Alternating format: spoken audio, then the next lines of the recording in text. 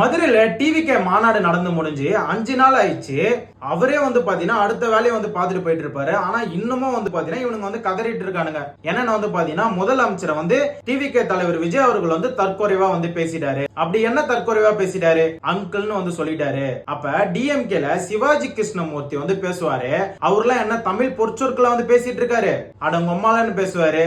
BJP தலைவர் அண்ணாமலை வந்து பாத்தீங்கன்னா ஓப்பனா வந்து அசிங்கமா வந்து பேசியிருக்காரு. இதெல்லாம் உங்க கண்ணுக்கு வந்து தற்கொலையாவா தெரியலையா?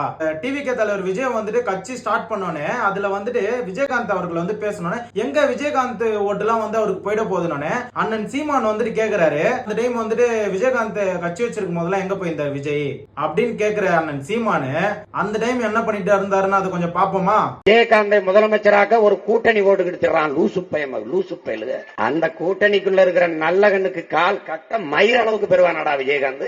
காலு கட்ட நீங்களும் வந்துட்டு அந்த டைம் வந்து விஜயகாந்த் அவர்கள் வந்து தற்கொலைவா தான் பேசிட்டு இருந்தீங்க. இதுக்கு பிரேமலதா அவர்களும் வந்து பாத்தீங்கன்னா சீமான் அண்ணன் சொல்றது வந்து கரெக்ட் தான் சொல்றீங்க. எனக்கு லிட்டரலா இது பார்க்கும்போது எனக்கு ஒரு காமெடி தாங்க ஞாபகம் வருது. ஏன்னா ஒரு சாப்பிட்டு இருக்கும்போது பக்கத்துல இருக்கிறவர் வந்து பாத்தீங்கன்னா என் சாப்பாட்டுல ஈ செத்து போச்சுன்னு. ஆனா அதுல அவர் கேட்பாரு பாத்தீங்களா, ஏண்டா அதுல வந்துட்டு ஆடு செத்து இருக்கு, மாடு செத்து இருக்கு, கோழி செத்து இருக்கு, மீன் செத்து இருக்கு, ஆனா உன் கண்ணுக்கு வந்துட்டு ஈ செத்தது மட்டும் தான் தெரியுதா அப்படின்னால.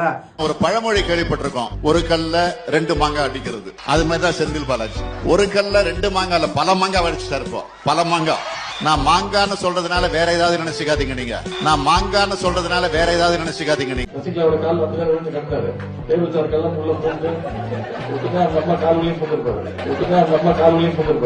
எல்லாம் முகம்லாம் வந்து